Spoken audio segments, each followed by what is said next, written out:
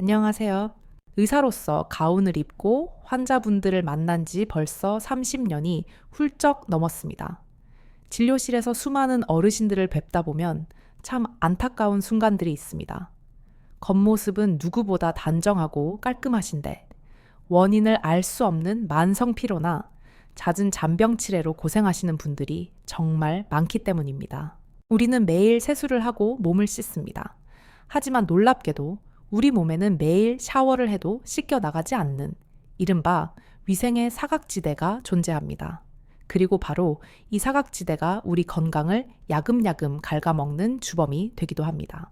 오늘 제가 드릴 말씀은 단순히 잘 씻으세요 라는 뻔한 잔소리가 아닙니다.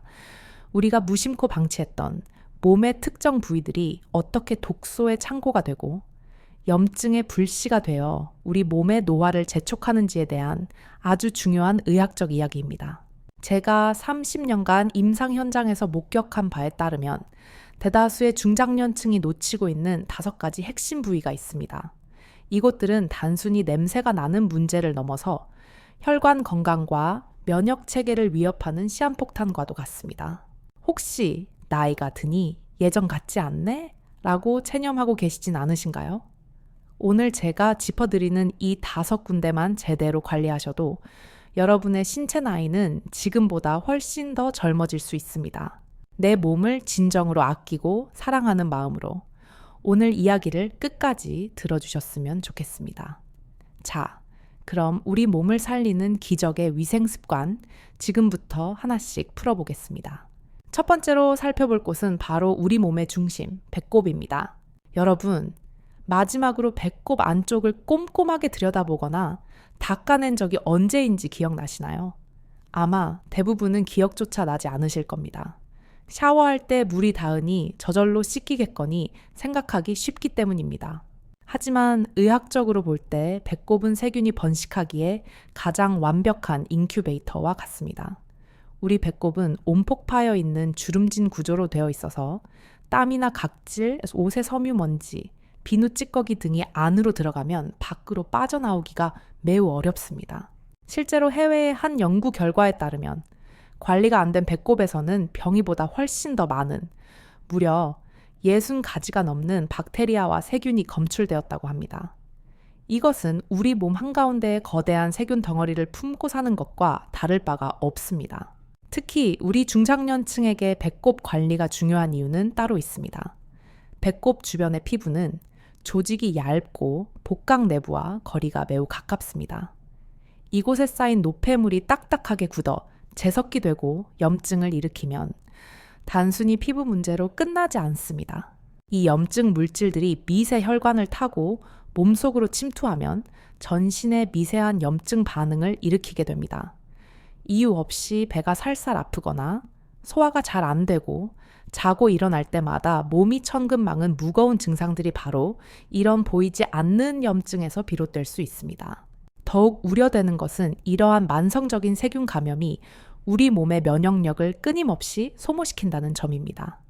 당뇨나 고혈압 같은 기저질환이 있으신 분들에게는 이런 작은 염증들이 합병증을 부추기는 불쏘시개 역할을 할 수도 있습니다. 그렇다면 배꼽은 어떻게 관리해야 할까요? 절대 손톱으로 후비거나 거칠게 파내서는 안 됩니다.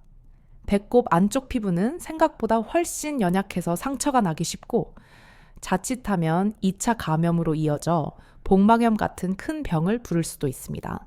가장 안전하고 효과적인 방법은 일주일에 한두 번 샤워하기 전에 면봉에 오일이나 로션을 듬뿍 묻혀서 배꼽 안쪽을 부드럽게 불려주는 것입니다.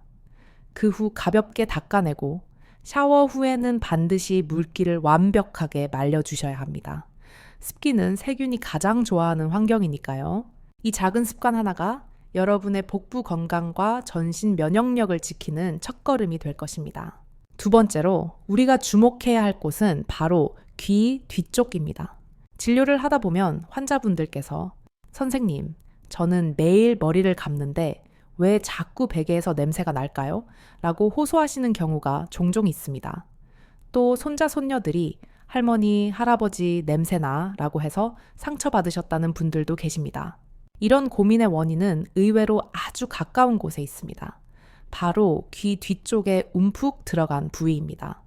우리는 보통 세수할 때 얼굴은 열심히 닦지만 귀 뒤까지 꼼꼼하게 비누칠을 해서 닦는 분들은 10분 중 1분도 채 되지 않습니다. 이 귀 뒤쪽은 우리 몸에서 피지 분비가 아주 왕성한 곳 중 하나입니다. 나이가 들면 우리 몸의 대사 과정에서 노네랄이라는 물질이 생성되는데 이것이 귀 뒤의 피지나 각질과 섞여 산화되면 소위 말하는 노인 냄새의 주원인이 됩니다. 하지만 냄새보다 더 무서운 것은 바로 이곳이 우리 몸의 하수 처리장이라 불리는 림프절이 집중되어 있는 곳이라는 사실입니다. 귀 뒤에서 목을 타고 내려가는 라인에는 수많은 림프관이 얽혀 있습니다. 이곳에 노폐물이 쌓여 모공을 막고 염증이 생기면 림프순환에 직접적인 방해를 받게 됩니다. 림프순환이 막히면 우리 몸의 독소 배출 기능이 뚝 떨어지게 되는데 이것은 마치 꽉 막힌 도로와도 같습니다. 실제로 만성 두통이나 어지럼증 혹은 안면 부종을 호소하시는 환자분들의 귀 뒤쪽을 살펴보면 딱딱하게 굳어 있거나 붉게 염증이 차 있는 경우를 자주 봅니다. 이곳의 순환이 원활하지 않으면 뇌로 가는 혈류에도 영향을 미쳐 머리가 맑지 않고 늘 멍한 느낌을 받을 수 있습니다. 또한 귀 뒤쪽의 위생 불량은 인지 기능 저하와도 미묘한 상관관계가 있다는 연구들이 나오고 있습니다. 뇌와 가장 가까운 곳에서의 염증 반응은 장기적으로 뇌신경 건강에 결코 긍정적일 수 없기 때문입니다. 관리법은 아주 간단합니다. 세수하실 때나 샤워하실 때 귀 뒤쪽을 의식적으로 비누 거품을 내어 손가락으로 마사지하듯 꼼꼼히 문질러 주시는 겁니다. 이때 귀 바퀴의 주름진 곳까지 세심하게 닦아주셔야 합니다. 그리고 헹구는 것보다 더 중요한 것이 바로 건조입니다. 귀 뒤는 머리카락에 가려져 있고 주름이 져 있어서 물기가 잘 마르지 않습니다. 축축한 상태로 방치하면 곰팡이 균이 번식하기 딱 좋습니다. 수건으로 물기를 닦은 후 드라이기에 시원한 바람으로 귀 뒤까지 뽀송뽀송하게 말려주세요. 특히 안경을 쓰시는 분들은 안경 다리가 닿는 부위가 계속 눌려 있어 세균 번식이 더 쉽습니다. 매일 안경 다리도 함께 닦아주시고 귀 뒤 위생을 챙기신다면 퀴퀴한 냄새는 사라지고 머리가 한결 가벼워지는 것을 느끼실 수 있을 겁니다. 자, 이제 3번째 부위로 넘어가 보겠습니다. 이곳은 우리 몸의 독소 필터라고 불리는 아주 중요한 곳입니다. 바로 겨드랑이입니다. 많은 분들이 겨드랑이를 단순히 땀이 많이 나고 냄새가 나는 곳 정도로만 생각하십니다. 그래서 땀 냄새를 없애는 데에만 급급하시죠. 하지만 의사로서 제가 보는 겨드랑이는 우리 몸의 면역 전쟁이 치열하게 벌어지는 최전선입니다. 겨드랑이에는 우리 몸 상반신에 퍼져 있는 림프절의 대부분이 모여 있습니다. 팔과 가슴, 등 쪽에서 모이는 노폐물과 독소들이 이곳을 통해 걸러지고 배출됩니다. 즉, 겨드랑이는 우리 몸의 거대한 정화조 역할을 하는 셈입니다. 그런데 나이가 들수록 피부의 탄력이 떨어지면서 겨드랑이 살이 접히고 그 주름 사이사이로 땀과 노폐물이 엉겨 붙게 됩니다. 이곳은 습하고 따뜻해서 세균이 증식하기에는 더할 나위 없는 환경입니다. 겨드랑이 위생이 불량하면 피부 표면의 세균총이 무너지고 이것은 곧바로 림프절의 부담으로 이어집니다. 림프절이 세균과 싸우느라 과부하가 걸리면 정작 중요한 독소 배출 기능을 제대로 수행하지 못하게 됩니다. 혹시 자고 일어났는데도 개운하지 않고 팔이 저리거나 어깨가 자주 결리시지는 않으신가요? 혹은 감기에 한번 걸리면 좀처럼 낫지 않고 오래 가지는 않으신가요? 이것이 바로 겨드랑이 림프 순환이 원활하지 않다는 신호일 수 있습니다. 단순히 냄새가 나는 문제가 아닙니다. 겨드랑이의 만성적인 염증 상태는 유방이나 폐 등 주변 장기의 건강에도 악영향을 미칠 수 있다는 것이 전문가들의 공통된 의견입니다. 우리 몸의 방어막이 뚫리는 것과 마찬가지인 셈이죠. 따라서 겨드랑이를 씻을 때는 단순히 비누칠을 쓱 하고 물을 뿌리는 것으로는 부족합니다. 겨드랑이는 씻는다는 개념보다는 풀어준다는 개념으로 접근하셔야 합니다. 샤워하실 때 따뜻한 물로 충분히 모공을 열어주신 다음 비누 거품을 풍성하게 내어 손바닥으로 겨드랑이 안쪽을 둥글게 굴리며 마사지 해주세요. 이때 림프가 흐르는 방향을 따라 팔 쪽에서 가슴 쪽으로 부드럽게 쓸어주시면 더욱 좋습니다. 이 과정은 피부의 세균을 씻어내는 동시에 정체되어 있던 림프에게 흐름을 뚫어주어 우리 몸의 면역력을 깨우는 아주 훌륭한 건강법입니다. 하루 1분의 겨드랑이 마사지가 보약한 제보다 나을 수 있다는 말이 결코 과장이 아닙니다. 여기까지 배꼽, 귀 뒤, 그리고 겨드랑이까지 세 군데를 살펴보았습니다. 벌써부터 내가 그동안 이 중요한 곳들을 너무 소홀히 했구나 하고 무릎을 치시는 분들이 계실 것 같습니다. 하지만 아직 놀라기는 이릅니다. 남은 2가지 부위는 우리의 생명력, 그리고 노년의 독립적인 생활과 직결된 훨씬 더 중요하고 은밀한 곳들입니다. 이곳들을 놓치면 걷는 것조차 힘들어질 수 있다면 믿으시겠습니까? 네, 이어서 말씀드리겠습니다.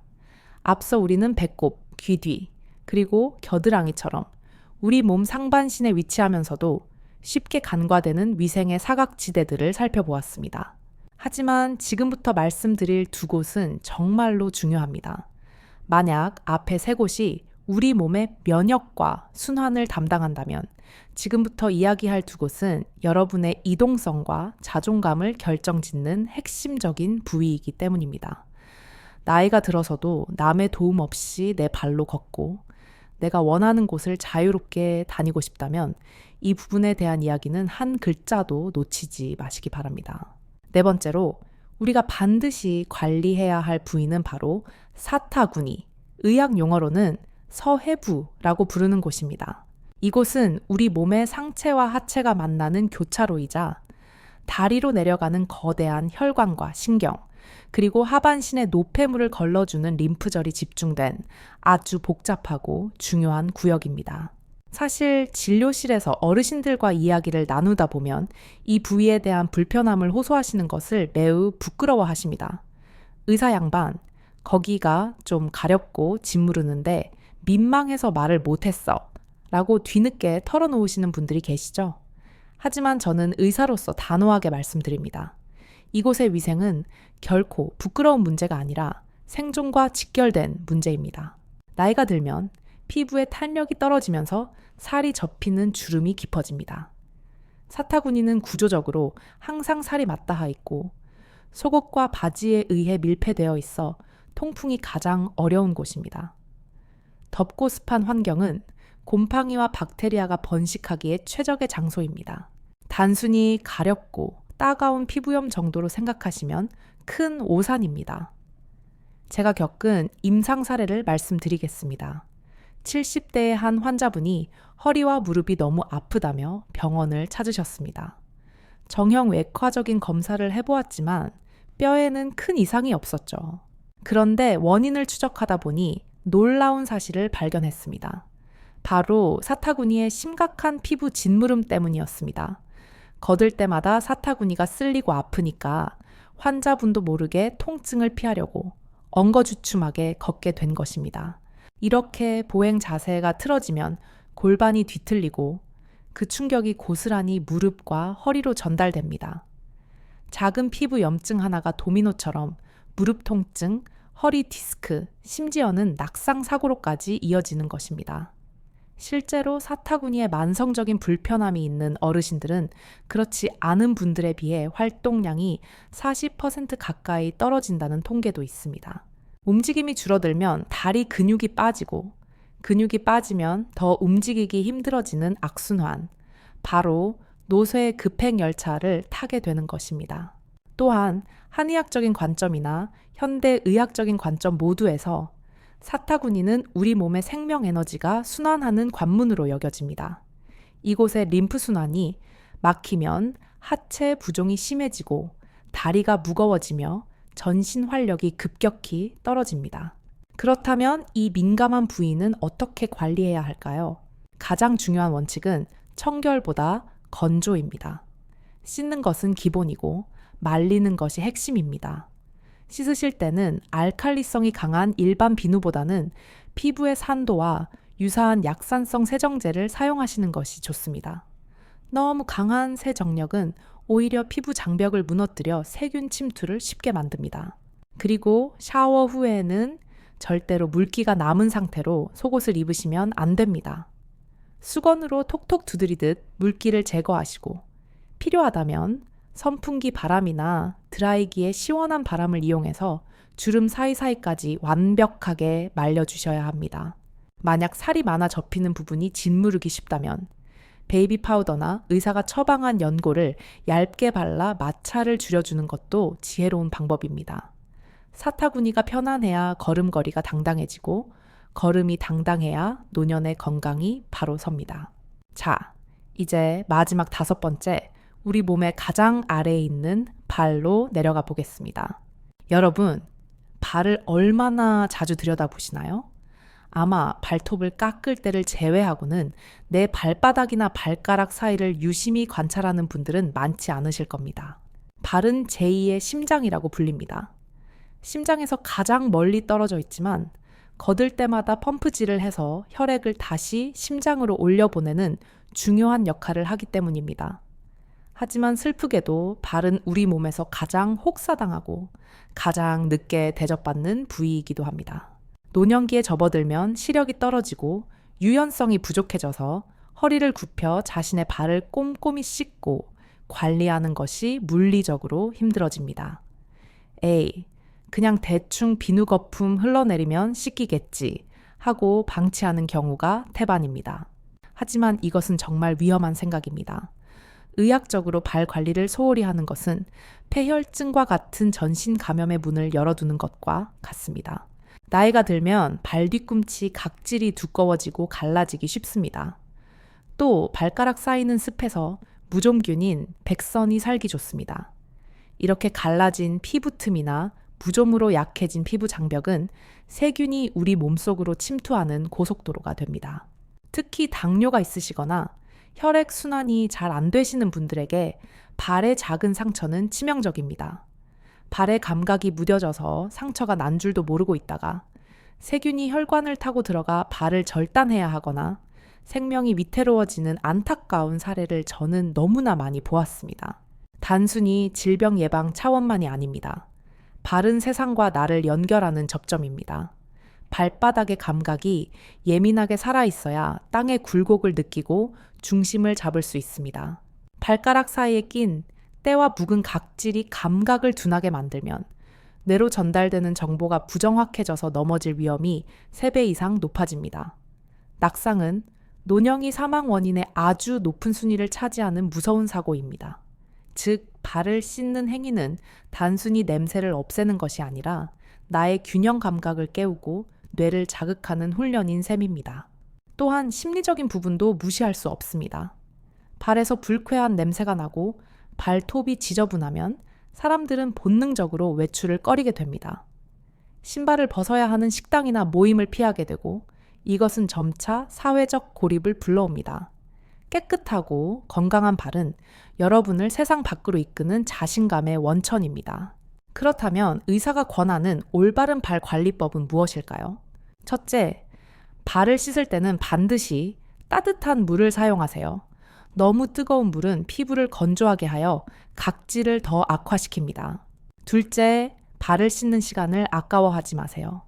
하루 종일 여러분의 체중을 견뎌낸 발에게 감사를 표하는 시간이라 생각하십시오. 손가락을 발가락 사이사이에 끼워 넣고 꼼꼼하게 문질러 닦아야 합니다. 이 동작은 세척뿐만 아니라 말초 신경을 자극하는 훌륭한 마사지 효과가 있습니다. 셋째, 역시나 건조입니다. 발가락 사이사이의 물기를 수건으로 꼼꼼히 닦아내야 합니다. 무좀균은 습기를 먹고 자랍니다. 넷째, 보습의 기술이 필요합니다. 발 뒤꿈치와 발바닥에는 보습 크림을 듬뿍 발라 갈라짐을 예방해야 하지만 발가락 사이에는 크림을 바르지 않는 것이 좋습니다. 그곳은 건조하게 유지해야 하는 구역이기 때문입니다. 마지막으로 발톱은 너무 짧지 않게 그리고 양끝을 파내지 말고 일자로 깎아야 내성 발톱으로 인한 염증을 막을 수 있습니다. 눈이 침침해서 잘 안 보이신다면 돋보기를 쓰시거나 가족의 도움을 받아서라도 발톱 상태를 주기적으로 점검하셔야 합니다. 자, 여기까지 우리는 배꼽, 귀 뒤, 겨드랑이, 사타구니, 그리고 발까지. 우리 몸에서 가장 소홀하기 쉽지만 가장 치명적인 5가지 부위에 대해 깊이 있게 알아보았습니다. 아마 어떤 분들은 의사 선생님, 그 5군데 씻는 게 뭐 그리 대단한 변화를 가져오겠습니까? 라고 반문하실 수도 있습니다. 하지만 저는 30년의 경험을 걸고 말씀드립니다. 건강은 비싼 영양제나 거창한 수술에서 오는 것이 아닙니다. 내 몸의 가장 낮은 곳, 가장 보이지 않는 곳을 어루만지는 그 작은 손길들이 모여 기적을 만듭니다. 이 5가지 부위를 매일 챙기는 습관은 멈춰있던 림프를 흐르게 하고 닫혀있던 혈관을 열며 잠들어 있던 신경을 깨우는 일입니다. 이것이야말로 돈 한 푼 들이지 않고 내 몸의 시간을 되돌리는 최고의 회춘 비결입니다. 하지만 여기서 끝이 아닙니다. 이 5부위의 관리와 더불어 여러분의 몸속 면역력을 근본적으로 채워줄 수 있는 식습관과 생활 속의 작은 팁들이 남아 있습니다. 그리고 오늘 이야기를 마무리하며 여러분께 꼭 전하고 싶은 제 의사 인생을 통틀어 깨달은 진심 어린 당부가 하나 더 있습니다. 이 이야기는 다음 시간에 계속해서 이어가도록 하겠습니다. 네, 계속해서 이야기 나누겠습니다. 우리는 앞서 우리 몸에서 가장 소홀하기 쉽지만 건강을 위해 반드시 챙겨야 할 5가지 생명 스위치인 배꼽, 귀 뒤, 겨드랑이, 사타구니, 그리고 발에 대해 깊이 있는 이야기를 나누었습니다. 이제 여러분은 어디를, 왜, 어떻게 씻어야 하는지에 대한 중요한 의학적 지식을 얻으셨습니다.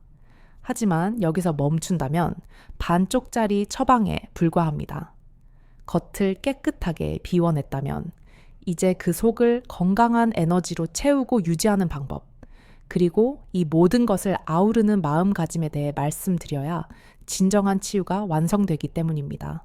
지금부터 드릴 말씀은 앞서 배운 위생습관의 효과를 극대화하고 우리 몸의 방어벽을 강철처럼 튼튼하게 만드는 생활 속의 실천 처방입니다. 첫 번째로 강조하고 싶은 것은 바로 물의 섭취입니다. 앞서 우리는 림프 순환과 독소 배출의 중요성에 대해 여러 번 이야기했습니다.